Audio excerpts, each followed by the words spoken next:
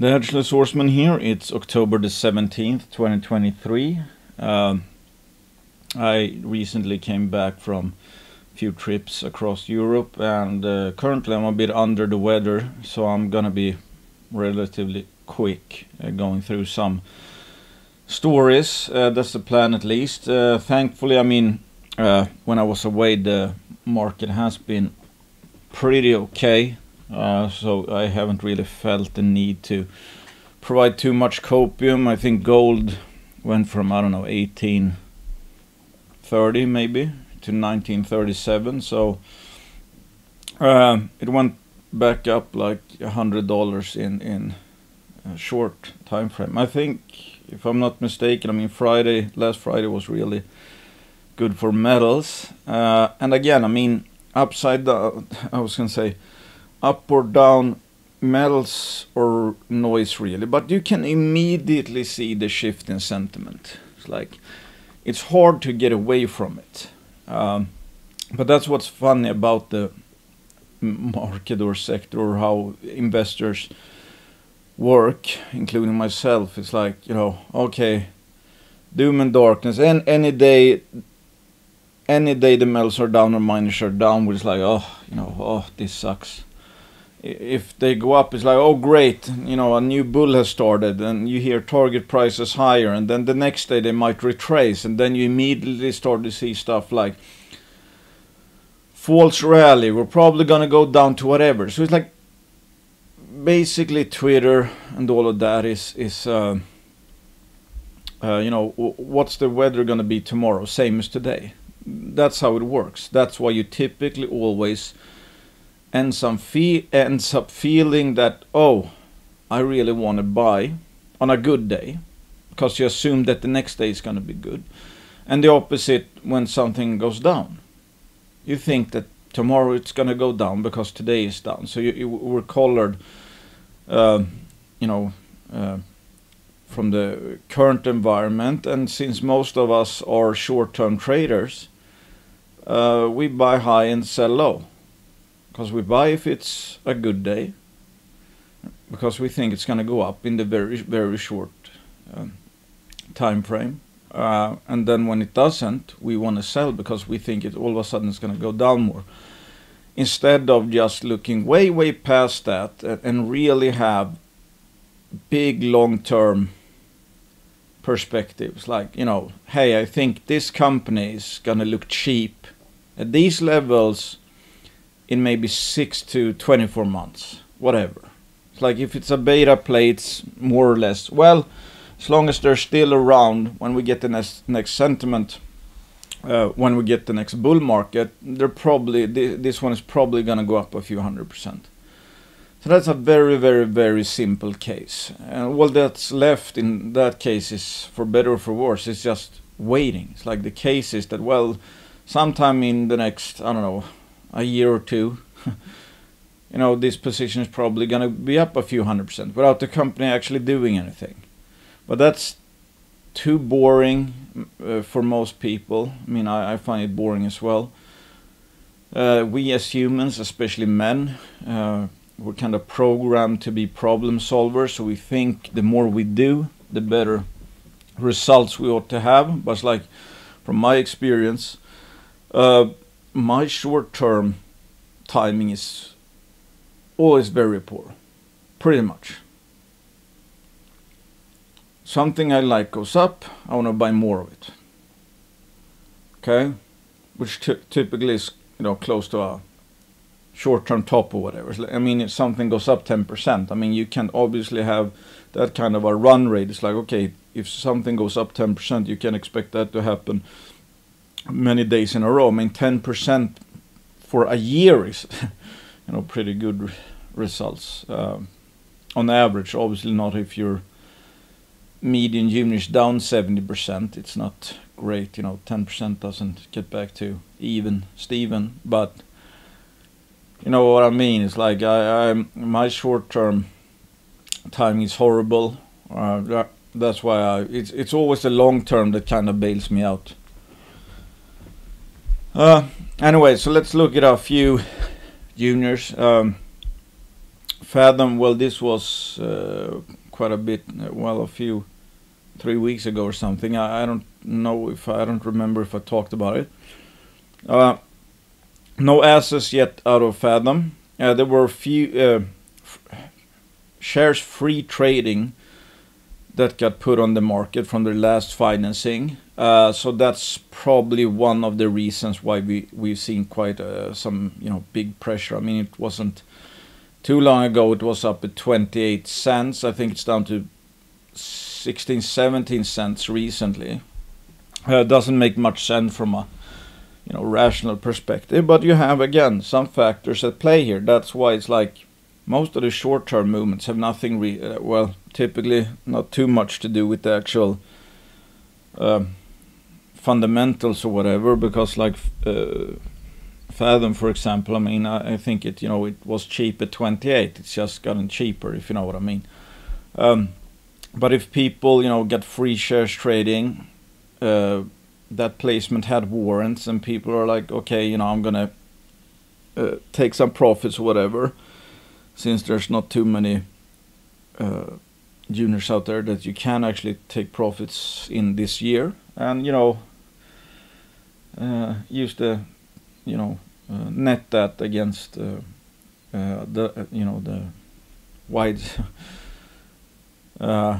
widespread tax loss selling opportunities. But still, I mean, 7 reloads completed, totaling 2.1k meters. Semi-massive, massive sulfide intersected in hole 5. 10 extending nickel, copper, cobalt mineralization intersected in hole 3. Disseminated interstitial net texture semi-massive sulfide mineralization occurred at blah blah blah. In hole 9, massive sulfide veins observed. I mean, basically, as I would say, or what I would say,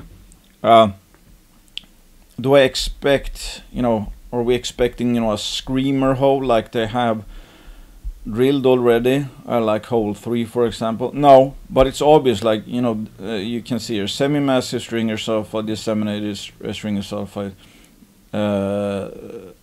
disseminated sulfide, okay? And they obviously haven't drilled more, so it's like they're cutting that off. So I mean they're quite conservative. I remember Quinton saying that. It's like they're not very promotional, because here it kind of looks like, well, okay, this is the end of it. Obviously that's not true. It's just that there's no drilling here. So I mean, theoretically you can project this how long as you want, but they're not doing that. They're just if they have a hit here and they've hit it here, then they can project it like that. So I mean, this is still very early stage, but they've hit 100 meters below the historic resource and all of that. So we know they're hitting nickel sulfides, that's for sure. Are we expecting any barn burners? I mean, photo 1 and 2, I guess these hits here I think could be pretty good. And like Quinton mentioned in one of the presentations, you can see that it's converging here. So who knows what happens? And I mean, this is obviously just a 2D section here, and obviously the world is in 3D. So who knows what goes on behind? Farther away from this slice of the pie, and closer to us as well. Still, I mean, my thing with Fathom is, I mean, I own quite a few shares. I believe in nickel long term. I definitely believe in nickel sulfides long term. It's very rare. People don't, I think, appreciate how rare nickel sulfides are, and that's also why I think like Magna Mining is just absolutely cheap. I mean, if nickel sulfides in Canada is ever going to be worth something, which should be extremely likely, I mean, I think both Magna Mining and Fathom Nickel are very, very cheap. And what I like about in Fathom Nickel's case, I mean, they have huge land positions. I mean, this doesn't really it's hard to grasp the scale, but here you have a scale bar. So like this is 30 kilometers. So Albert Lake is absolutely huge. Goliath Lake is big. They have an endless amount of targets, and I recently saw a deal made in the Thompson Nickel belt. So it's like, yeah, don't be mistaken. I've talked to some juniors, PGM juniors, PGM nickel juniors when I was up at Beaver Creek. The majors, I mean the really big companies, they are very much interested in nickel sulfides in tier 1 jurisdictions. Because there's trends like, greening the supply chain and all of that. It's like, yeah, there's a bunch of Indonesian nickel, pig iron around, but it's like, first of all, that's gonna run out at some point in the future. I mean, that might be a long time from now, but that's very dirty and expensive production of nickel. And yes, you can turn that into like class 1, but still. We don't know what's going to happen in the future. That's obviously overweight in Asia.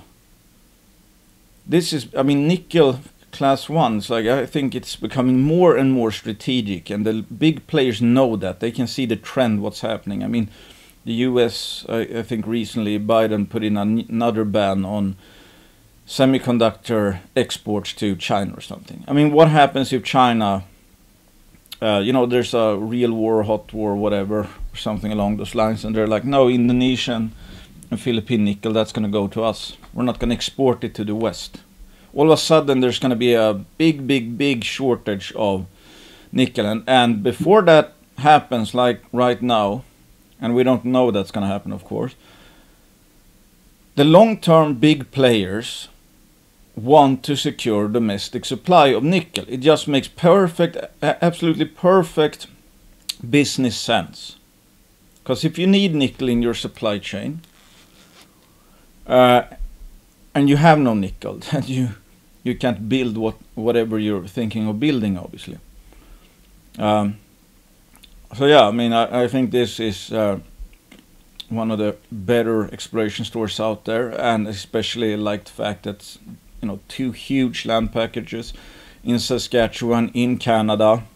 We already know there's nickel all over the place. We're just simply very early still. I would bet, or I would think, that if they wanted to, they should have a very easy time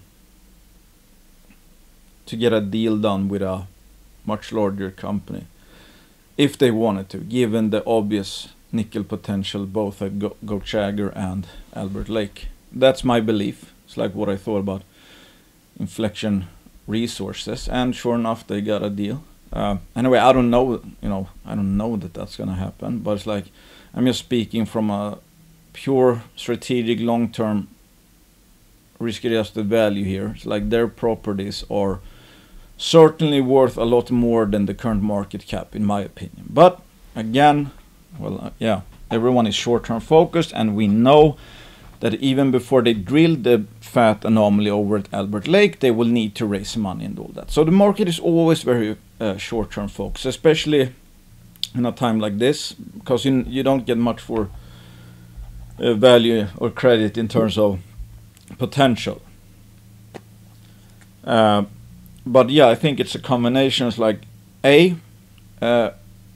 since almost the only way recently to have seen a pop in share price, that's like, major catalyst. That's been like, a significant discovery hold. That's a company that does that has a chance of seeing the stock go higher. But other than that, not much else. So even if you're creating value, like, they're obviously hitting more nickel, still you have to factor in, okay, shares free trading, the market know that they're gonna need to finance. So it's like, it's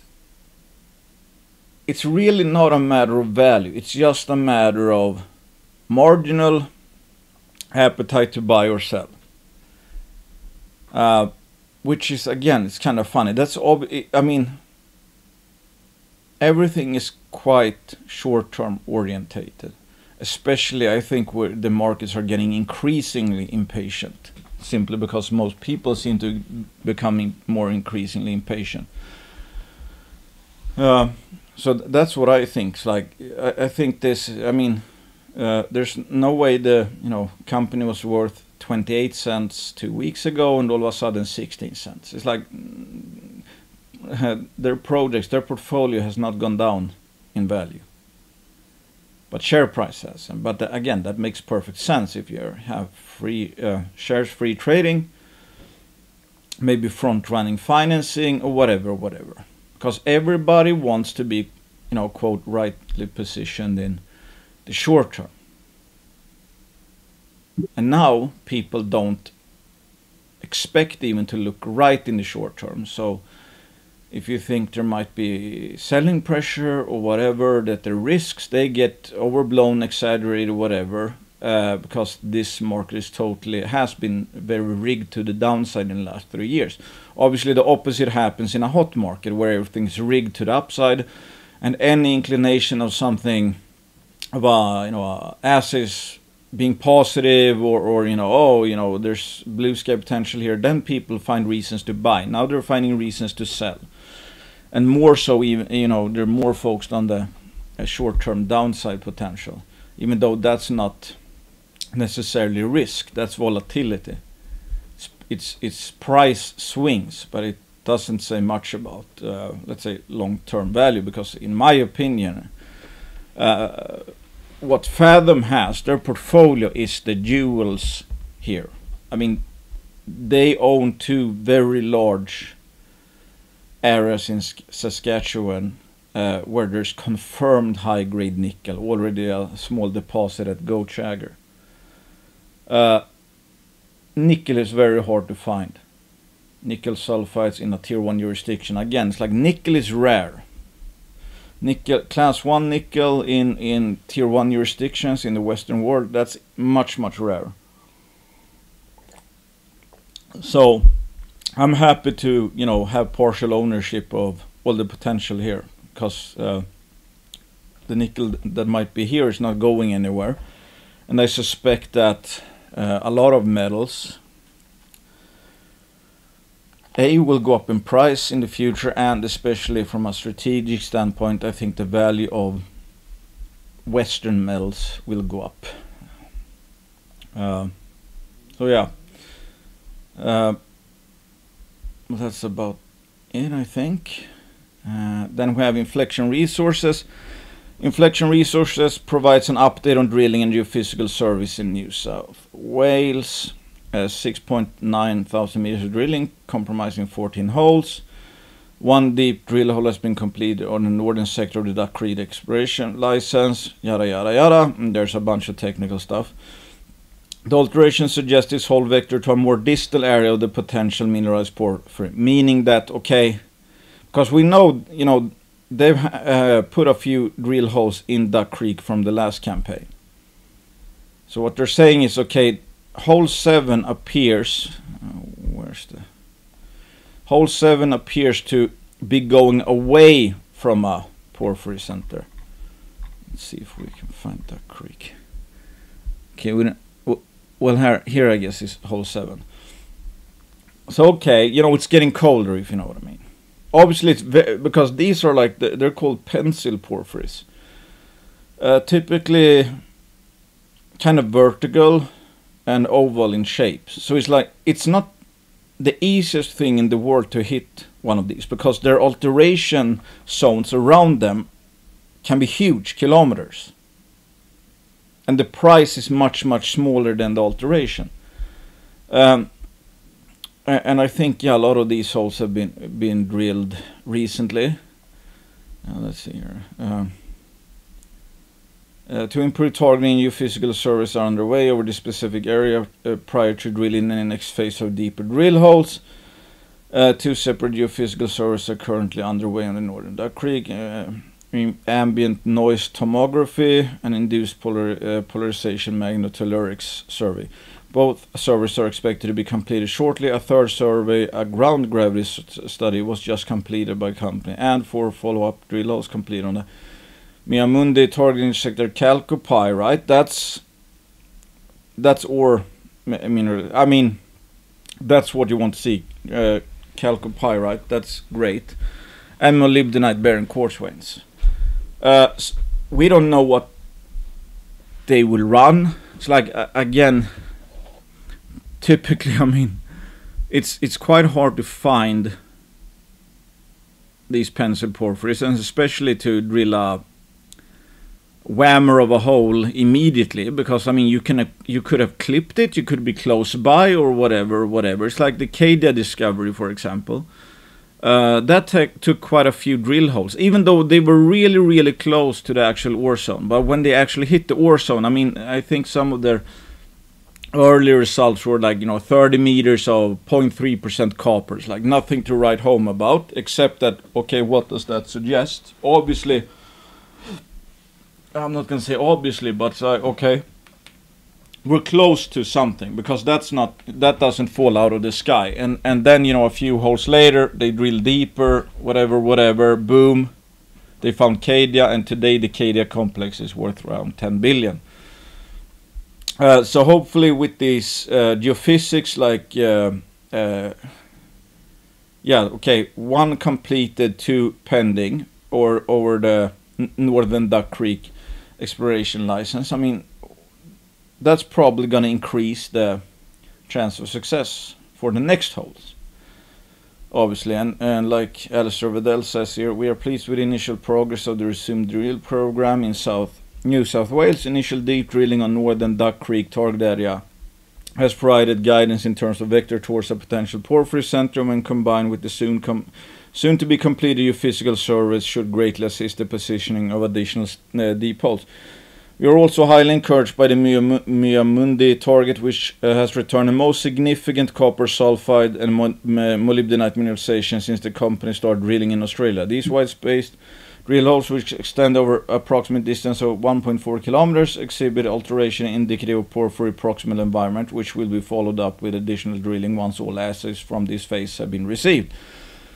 So from a mineralization standpoint, the holes at Miamundi visually looks to be the best yet, because they can see chalcopyrite, chalcopyrite, which is a copper mineral, and they also see molybdenite.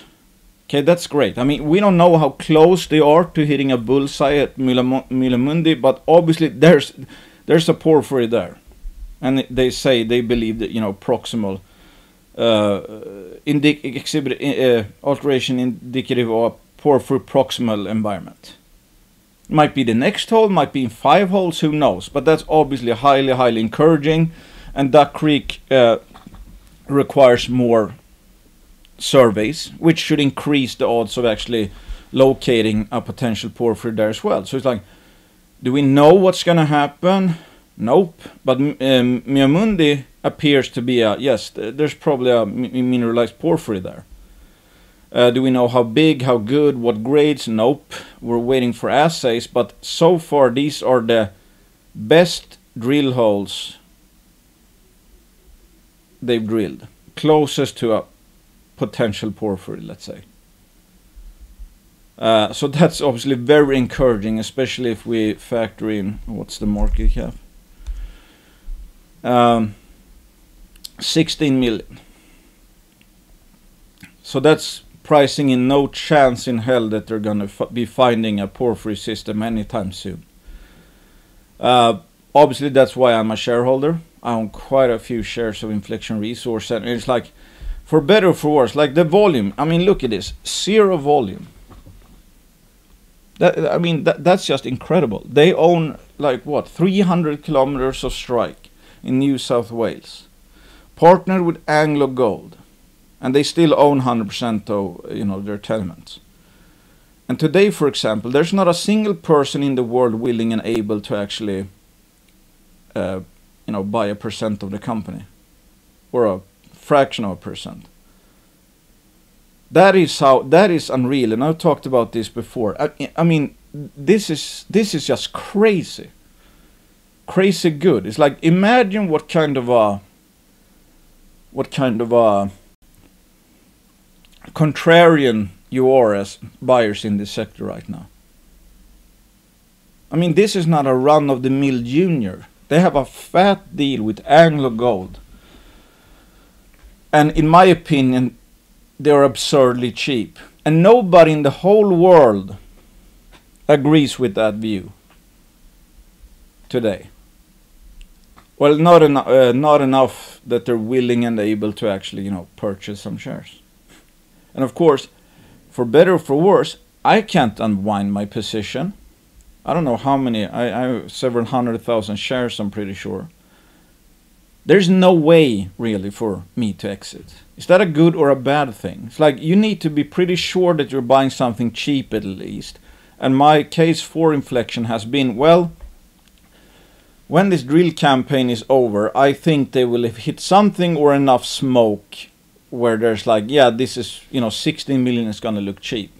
So it's pretty actually relaxing because I have no other real option. There's like what, 21, okay, 30,000 shares maybe here. It's like, okay, if I would put in a market sell order with my position, I would run that down to, I don't know how much. I mean, unless there's icebergs and stuff. So it's like, what else to do than wait? Because there's no exit until there is a liquidity event, which would be, good news, or I mean, perhaps very good news. The positive is that since it is a thinly traded share stock, pretty tightly held as well. I mean, management or insiders own like 30%. Crescat owns, yada yada. I own. When the sector changes and or, they actually, let's say they make a discovery hole. This could run very high very quickly. Because let's say I think, hey, this should be worth at least 35 million right now. Let's say that. Let's say they make a discovery or they have a discovery hole. And I think, well, now it should probably be worth 50 to 60 million. If this goes up 50%, it's like, I won't be selling a share at 50% in that case, because I think it should go up, let's say 200%. So I don't know how easy it would be to actually get shares, if you know what I mean. So it's a double-edged sword. Hard to get out of with a big position, but at the same time, these thinly traded stocks, when things change or there's a quantum leap, a material change news-wise, they can change a lot. Okay? But I'm happy with it. It's like these are, again, insiders own 30%. They're very long-term focused. They have much more at stake than I do. And they're very smart people. And there's a lot of drilling left. And they might be onto this, close to making a discovery at Miamundi. And Duck Creek, there's something going on there, obviously, because some of the last holes is what got Anglo Gold interested, the visuals. And okay, they drilled hole 7, that's farther away from the porphyry. That's not saying it's not there, it's just that, okay, we're going away from it, and now we're going to have done one study, doing two another studies to try and pinpoint. Maybe, just maybe, they will make porphyry discoveries at both North Duck Creek and Miamundi. And maybe, just maybe, this is going to go up a lot within the next 18 months.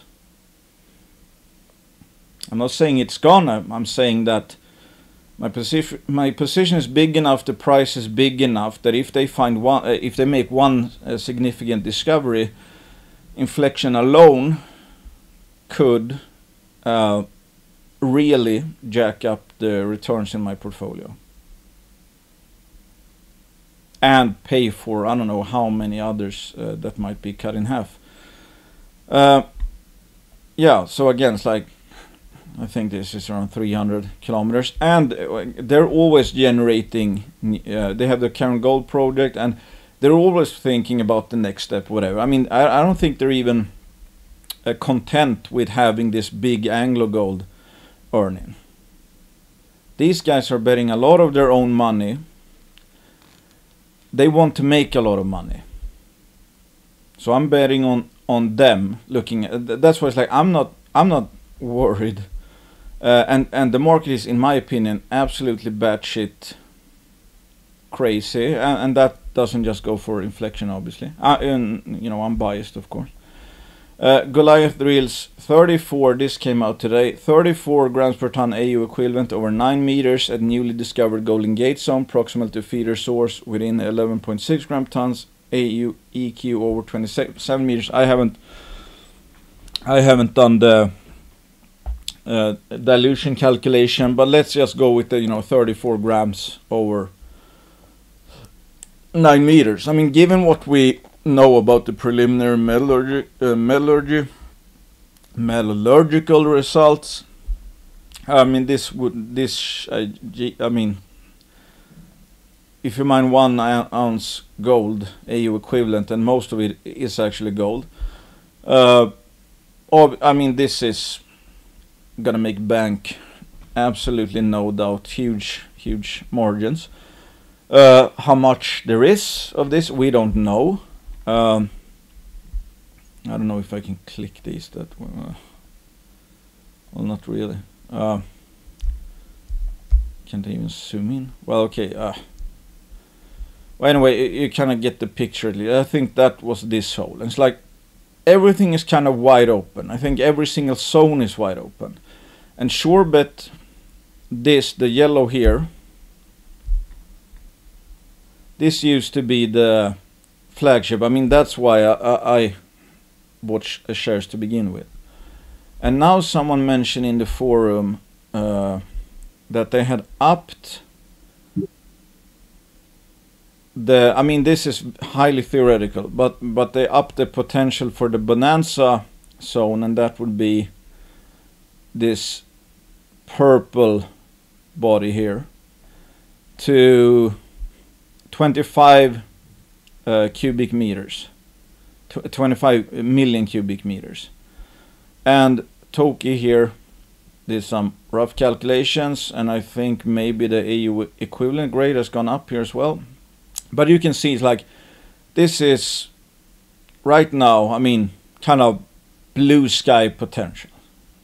How much would we need? Depends on obviously the grades, quality, and all of that. But it's like, 2-3 million ounces, which maybe sure bet alone could pull out. I mean, then you have one of the biggest underground gold mines in Canada right now, undeveloped. Blue sky is obviously enormous, and that's just for this area. I mean, they have a huge land package. I don't know if now, okay, they don't show that, but if you go into their website, you can see, I mean, they have an enormous land package. They have an immense amount of targets, but that doesn't really matter. Okay, why doesn't that matter right now? Well, partly because maybe some were expecting even higher grades, even though I think the best hole visually is left to be assayed. I think that's hole, I don't remember what hole it is, but this is not it. But this is obviously bonanza over 9 meters true width, so that's like a world-class hole still. I think, well, okay, first of all, the visuals sets up expectations, and people buy because of the visuals. Since most people are short-term orientated, they're thinking, okay, I'm gonna buy because I think the assets are gonna be good. Then I expect the share price to go up, so then I can make 20% in just a month or whatever.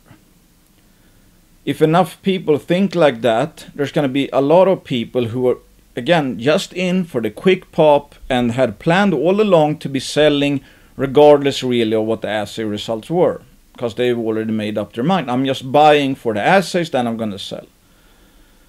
And then you have things like I was going to say, and of course in this market environment right here, I mean, the volumes aren't that large. I mean, 161,000 shares, that's not, huge amount.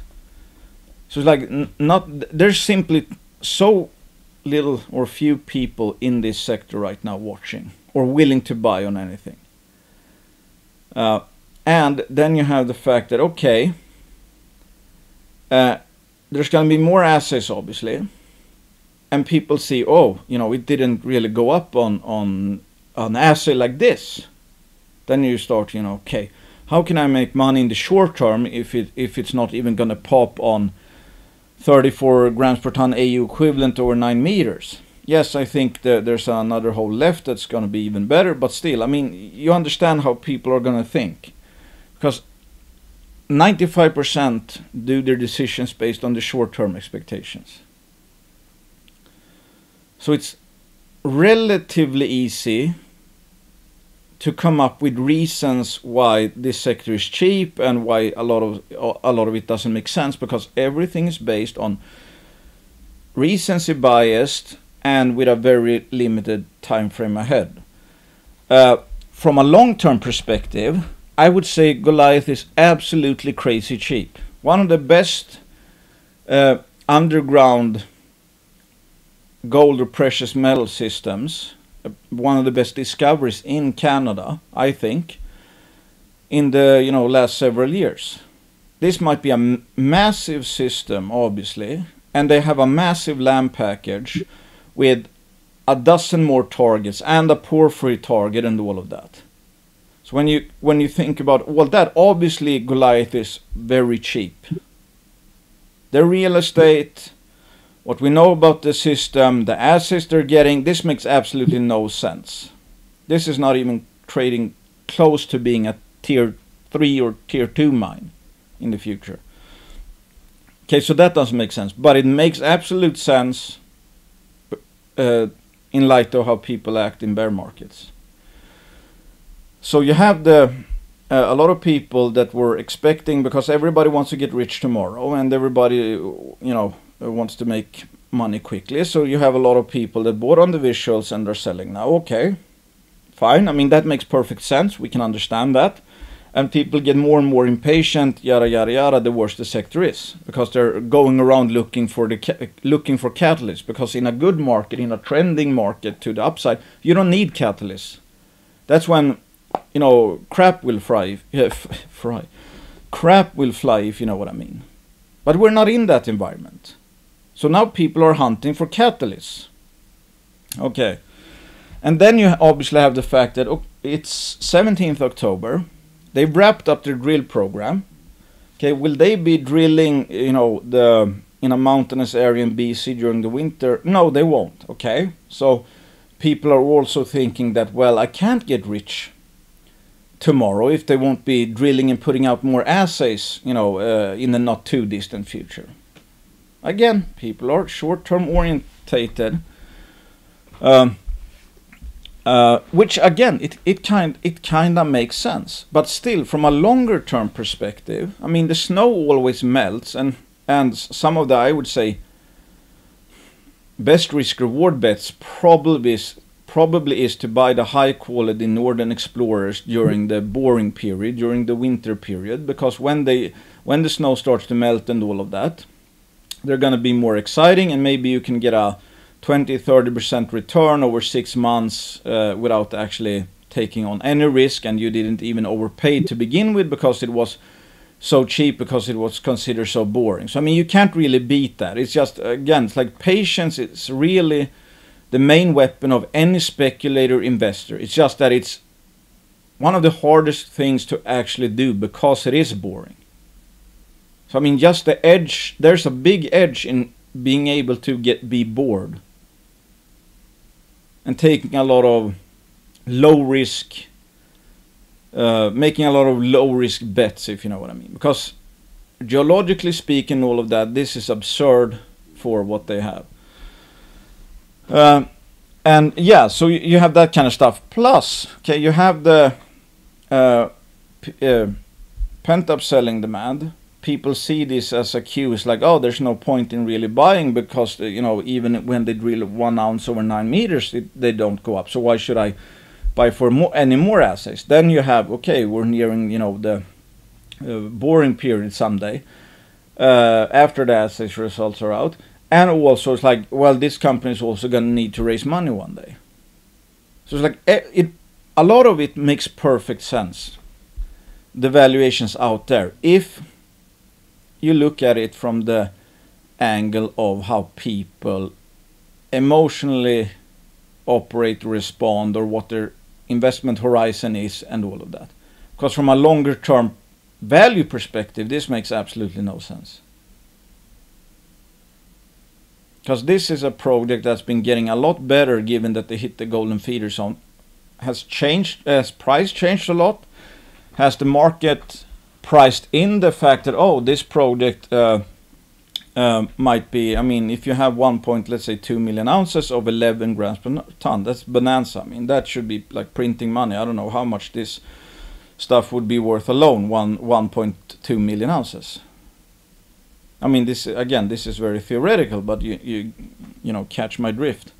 No, it doesn't make any sense. I don't know if you would make a mine on 1.2 million, but like, you know, if you have enough in the shorebed to have a mine and this is like gravy on top and this might, I don't know, hundreds of millions in free cash flow, whatever, this doesn't make much sense. But again, that's where, you know what game you're playing, let's say. Then, I mean, when you understand how the market works, it's much harder to be upset about it, or then you figure out, okay, that's why, you know, everybody or the stock isn't really responding and all of that. Okay, so you know what game everyone is playing, how they're thinking, and then it's like, okay, but how can I use the fact that everybody works like that? Obviously, the easiest one is to have a longer time horizon. It's like if I just held my position here, did nothing, no trading for like in 2-3 years, I would be very surprised if I wasn't in the green. Because that should, either the management team would have screwed up things up a lot, or there's something external, or gold is worthless or whatever. You know what I mean? It's like, I don't think that's gonna happen. So from again, from a longer term perspective, there's no end to how many high quality stories out there are screaming buys, in my opinion. But if you want to always look right in the short time frame, it's a very much harder game. Much harder game. And we don't know what the coming assets are going to be and all that. And it's like, who knows? I mean, in my opinion, any mid-tier or larger company would be happy to buy what Goliath has. I think at 100 million. I think they would see that as a steal. Do I think that's gonna, we're gonna be caught off guard by a acquisition? Don't know, and I don't think it's like, what would the management be happy even if they get a 50% premium from today's prices if they found one of the best, underground gold discoveries in recent years in Canada? I doubt it. So you get a lot of that stuff going on, but it's like, yeah, from a long-term value perspective, I think it's absurd. Hercules, this is one interesting story. I participated in a private placement when Crescat got in. I think the placement was at like 8 cents and full warrant at 11 cents. They were called Bald Eagle at the time. Now it's at 48.5 cents, so it's obviously up a lot. I had sold most of my shares, mostly because I'm, as you know, always all in. So if I find something else, or if I find another private placement, whatever, I need to sell something. And I found higher conviction stories than Hercules Silver. I bought for the silver potential. So this kind of caught me off guard, because I'm not going to pretend. Yes, the warrants, I'm up, several 100% on the warrants, and all of a sudden, the face value of the warrants makes Hercules a sizable position for me. Okay, so all of a sudden I have a lot of skin in the game of sorts. I mean, even though I haven't actually acted on the warrants yet, so I haven't converted it. So it's like on paper, yes, I have pretty good exposure to Hercules Silver. right now. But I can't really take credit for this. It's like I'm not up on those warrants because I was so smart. I didn't know they were gonna, yeah, they had a big porphyry. There was a nice copper footprint. Let's see if we can see it.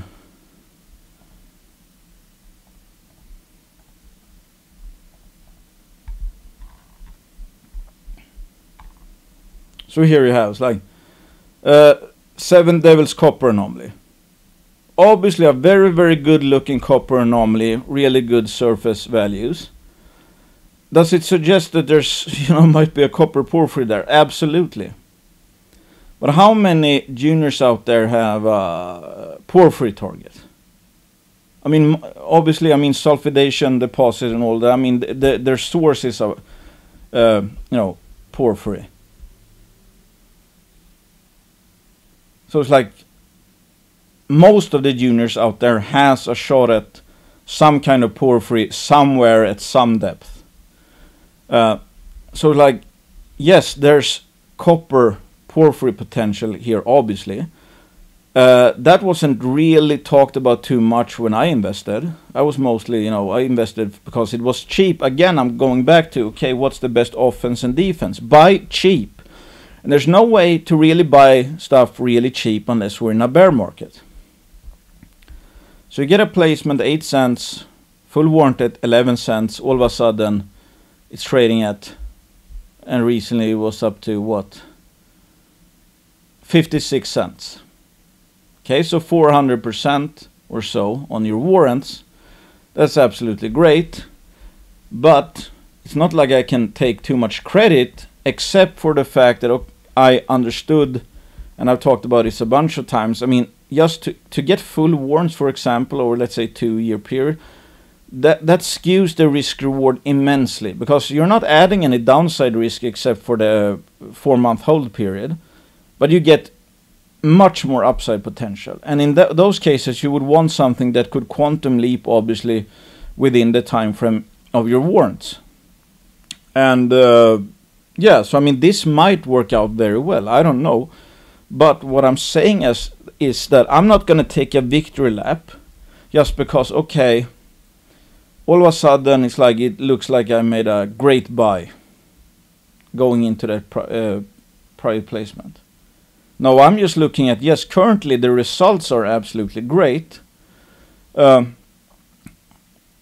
how, I mean, was that my main bet, let's say? Yeah, I think, I'm pretty sure they're gonna make a porphyry discovery. No, so it's like, it's, in my opinion, it's cringe when I see, I don't know, but I talked about outcome dependence before. It's like, just because I make money on a story doesn't mean it was a good bet. Just because I lost money on a story doesn't mean it was a bad bet. We just see what happens.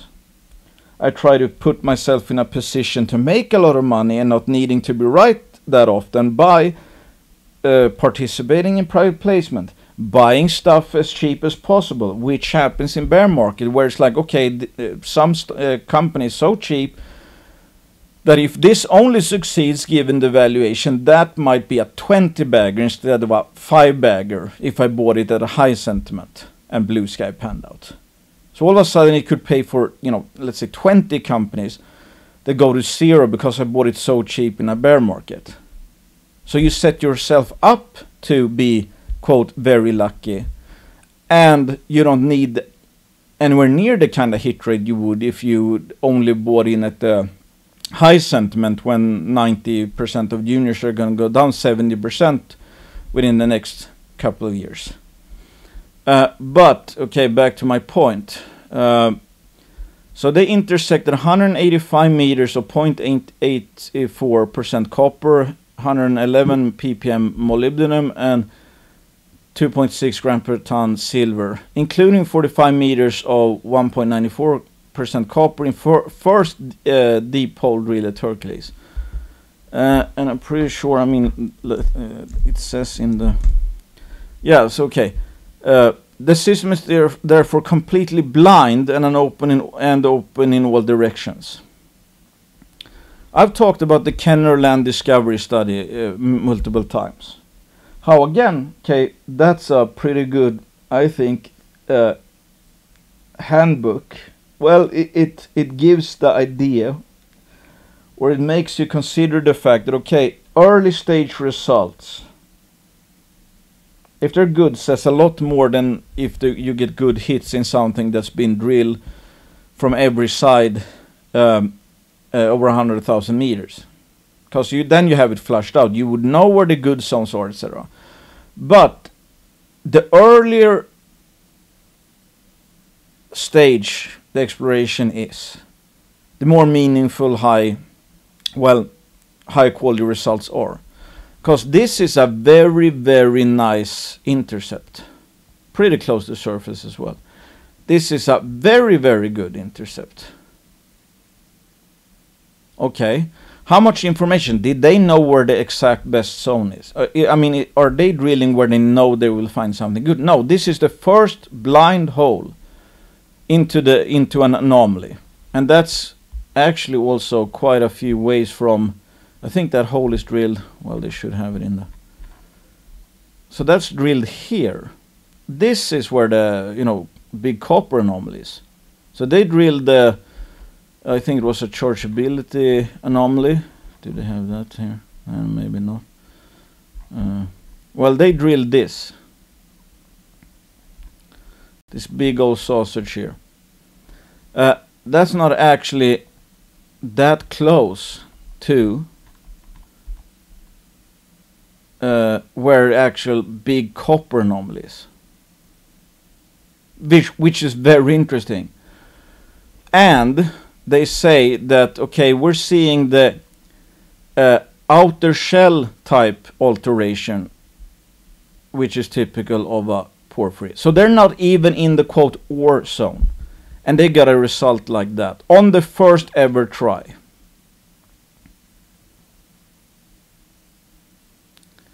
That area, that I think is called the phyllic zone, if I'm not mistaken. I mean, that's not really expected to have ore grades, but this is for sure ore grades. So then the question is, and which is the point of the Kenner Land study, kind of, it's like if you drill something, first test, and it tastes really, really good. Either it's like think of a, what would you call it? Raisin cake. Let's say the raisin is, good stuff. Either you're very, very lucky to have hit a raisin in a raisin cake, which is again a lot easier if you actually have a lot of drilling, so you know where the raisins are. Or this early stage results, well, the first ever hole comes up this great, could also suggest that this might be a very, very robust system. So it wouldn't really have mattered where in the actual, let's say, quote, ore body you would have drilled it, you would have hit something good. Unlike, again, a system where it's like, yes, you have a narrow lens of high-grade mineralization, there you're going to get good results, but, when you drill farther away from that, it's like the Rubicon story, for example, which went bankrupt. Yeah, they had high-grade gold, but it was very localized. So, I mean, the Kenner Land study basically suggests, that's for gold though, that if you drill over 100 gram meters within the first 10,000 meters of drilling in a new target, that's a good sign, very good sign. So you get 10,000 meters of drilling to come up with, 100 gram meter plus, and that suggests it might be a robust system. If you do this hole in AU equivalent, it's like 200 gram meters.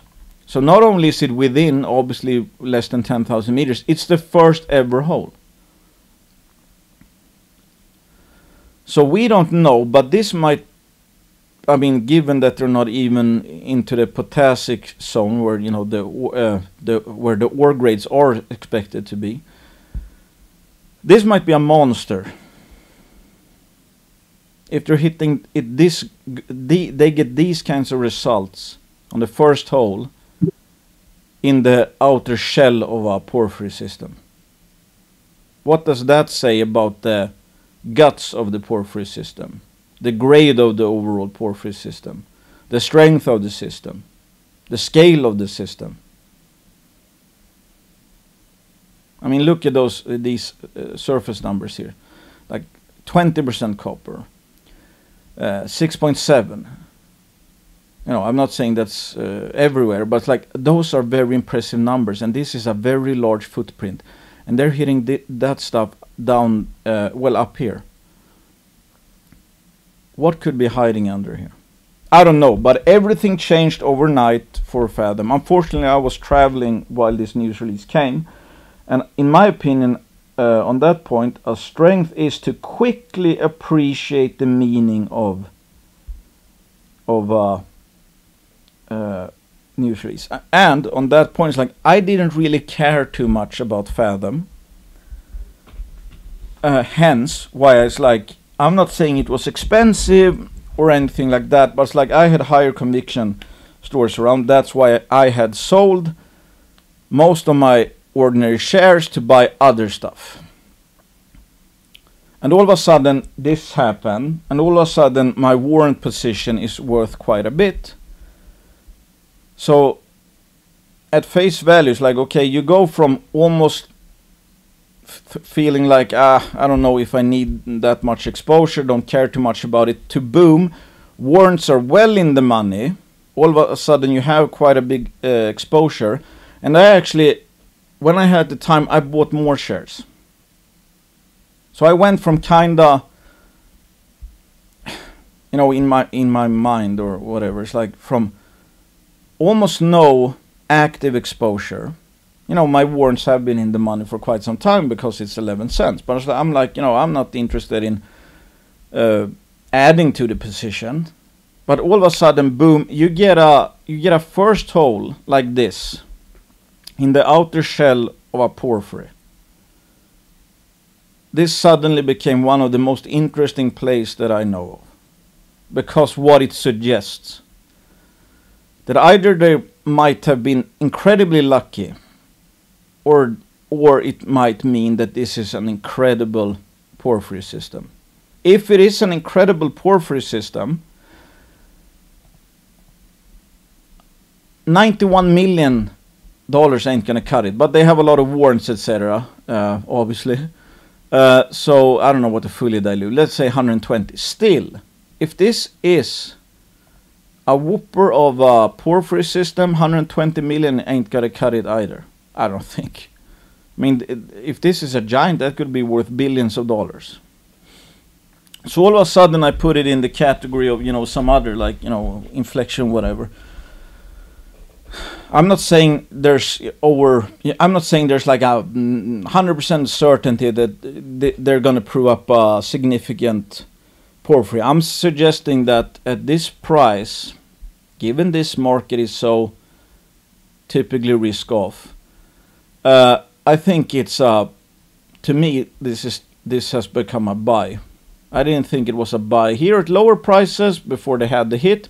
All of a sudden, October 10. When was that? Oh Jesus! I mean, I could have bought a lot lower. Okay, I mean, what I'm saying is, I think it's probably a better buy now at 48.5 cents than at 25 before we had the information of how good a first blind hole into the porphyry system was. Just my opinion. Again, I don't know what. I mean, it's not pricing in much. I mean, let's see here. Let's say you know a whopper of a porphyry system. Let's say that's 2 billion. Let's say fully diluted. I don't know, 100. Let's say 120 million. Divided by 2 billion. Okay, so 6%. 6% chance priced in that this might be a $2 billion porphyry system. Is that fair or not? I don't know. Actually, I don't know. But I mean, if it's 10%, that makes this cheap. because then it's, you know, then it's like 67% undervalued, or it should go up 67% to fair value. I don't know. Could it be bigger? Sure. I mean, who knows? I mean, just look at Philo Mining down in Argentina/Chile. That's like $3 billion or something. That's a absolute world-class porphyry system, but it's 5,000 meters high in the Andes, split kind of between Chile and Argentina. I can't come up with a much worse situation, you know, geopolitically, politically, and, you know, location-wise.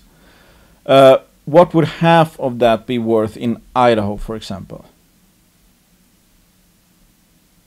And not at 5,000 meters altitude? Quite a bit, I would think. Quite a bit.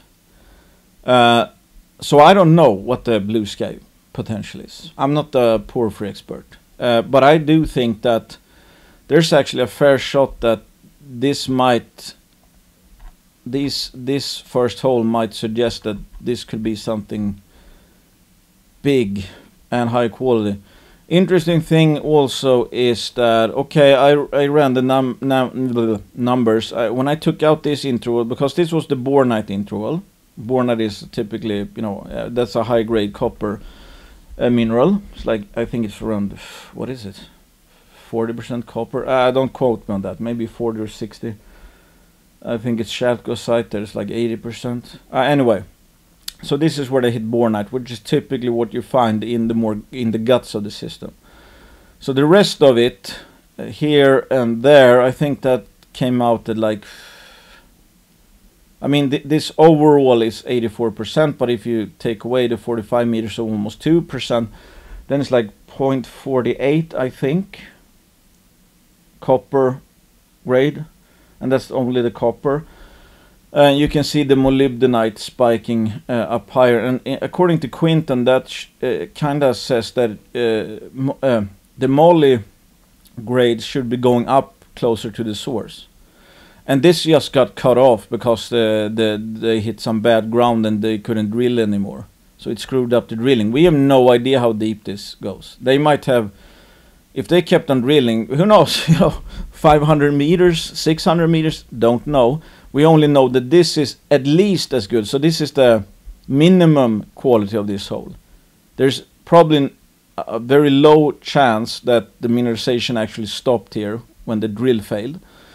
And it actually would go through the barren, what was it?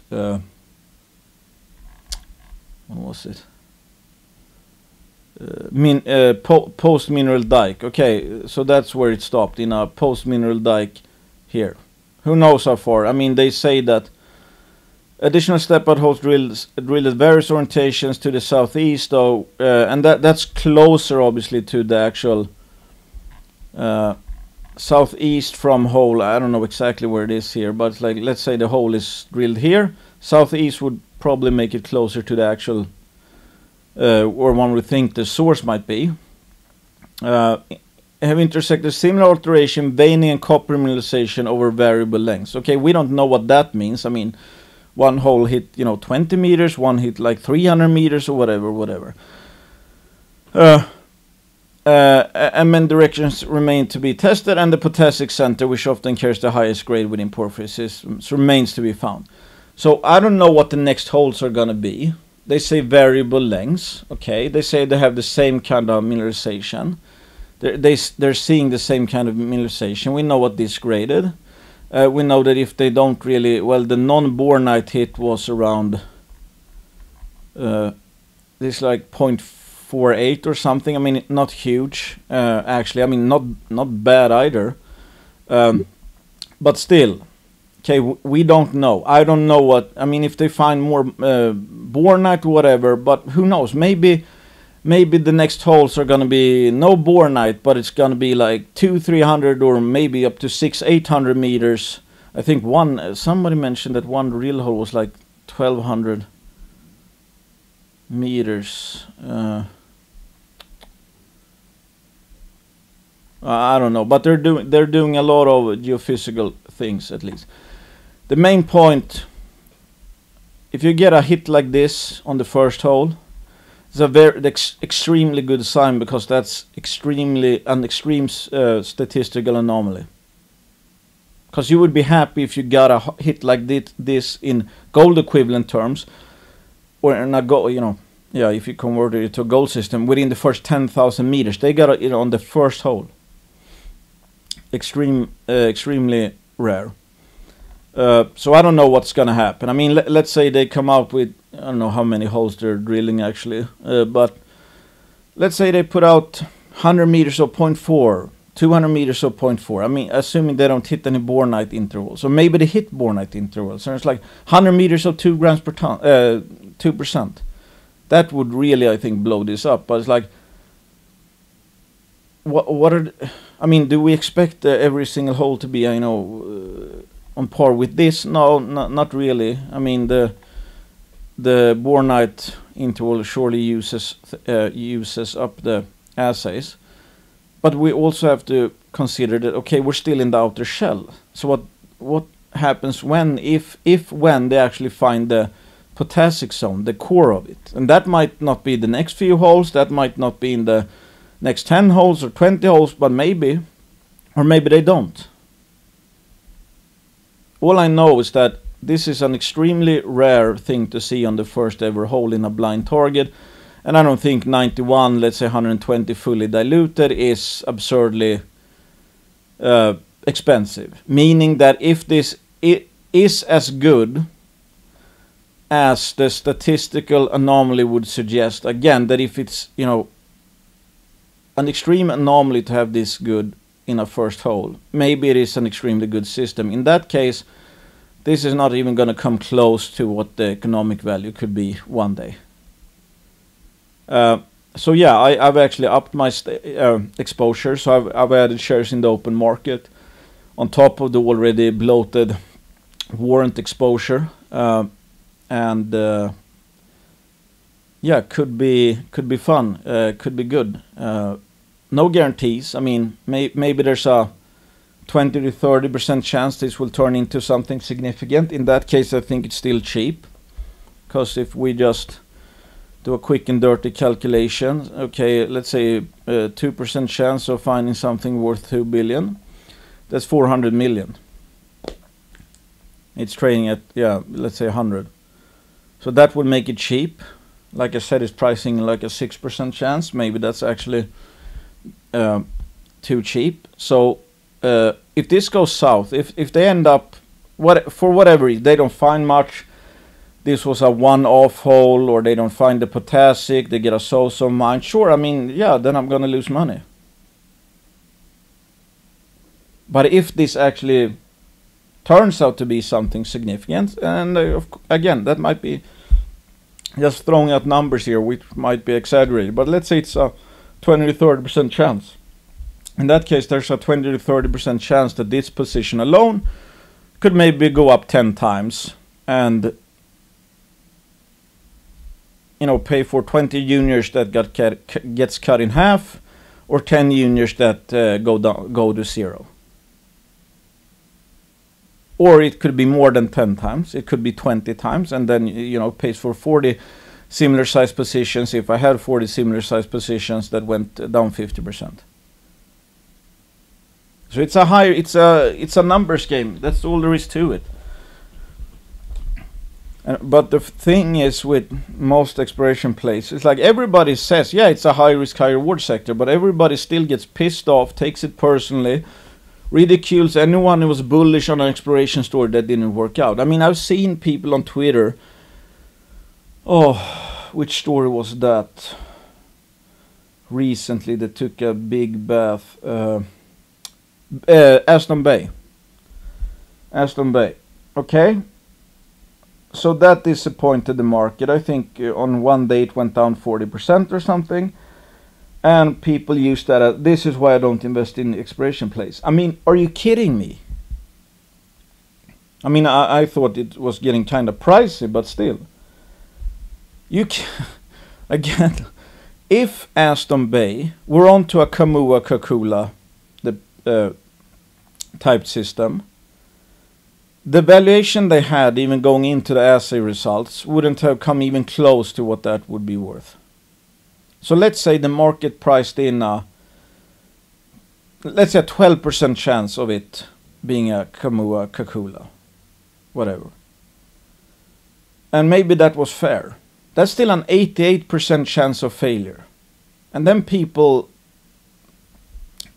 get surprised as like, oh, every time one of these cases that could, if they find what they're hoping to find, if they find it, it would go up 10 or 20 or 30 times from this, from the level it was trading at.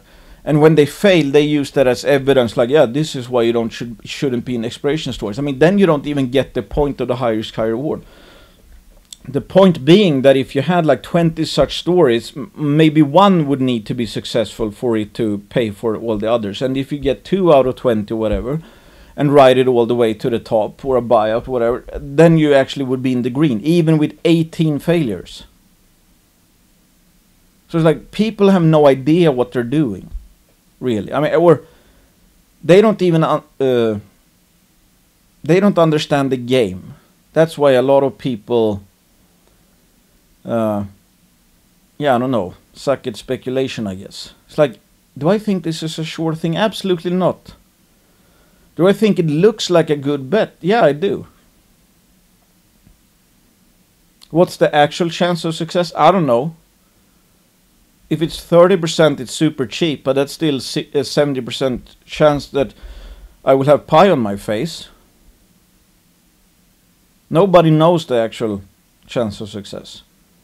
But if this does not end up being a significant discovery, everybody will say, yeah, it was a bad bet, you should never have bought it, it was a failure. It's like, that's not how it works.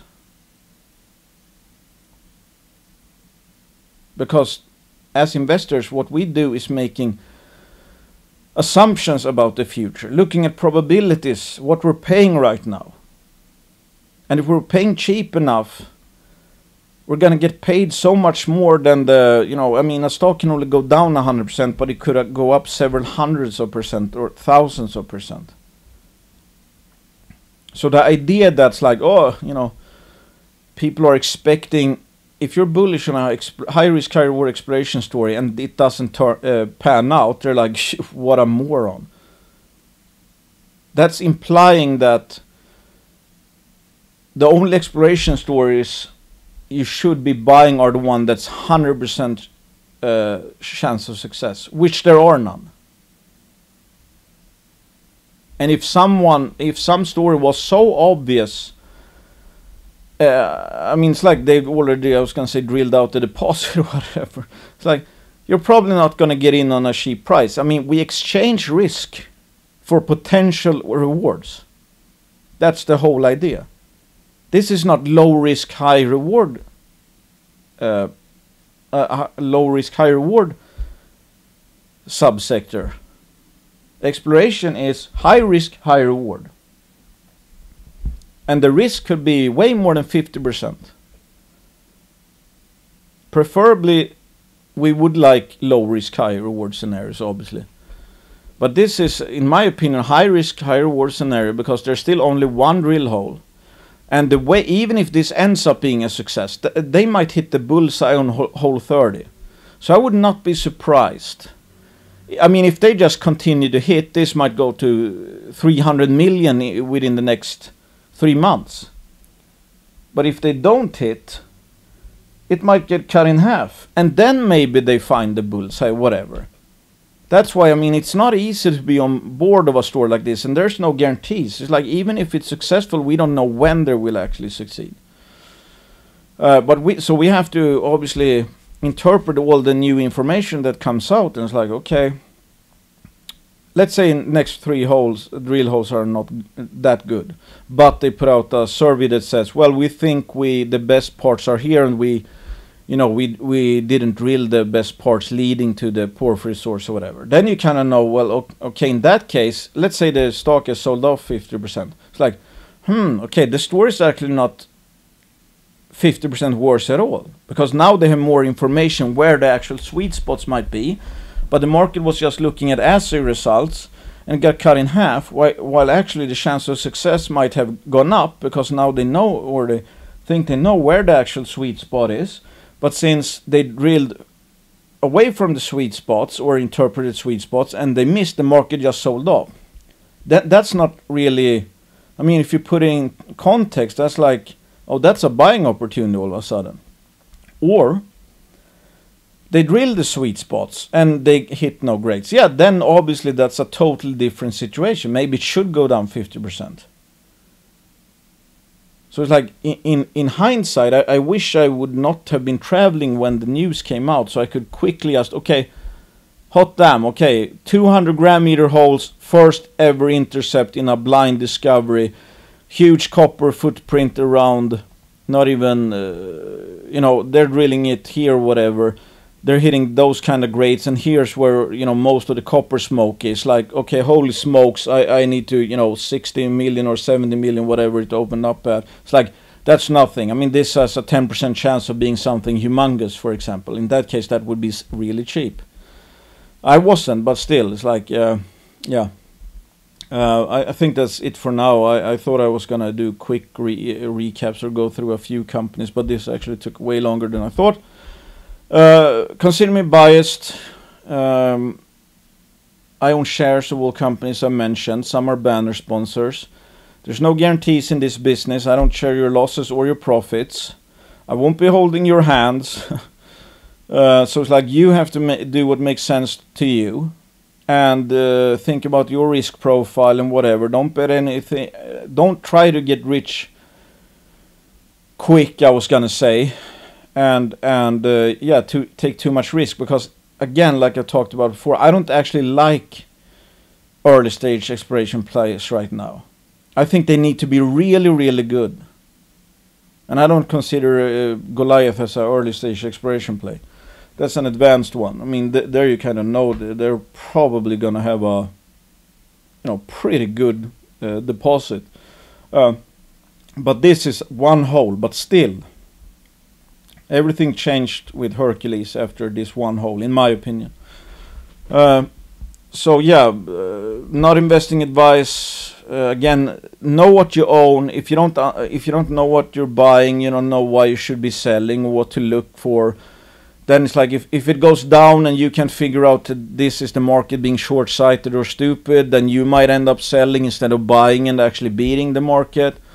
Or it goes up, but you don't realize that, well, actually, this news wasn't that good or whatever, and then you know, maybe you should take profits, but you don't do that because you don't understand, yada yada. Yeah, thanks for listening. Bye.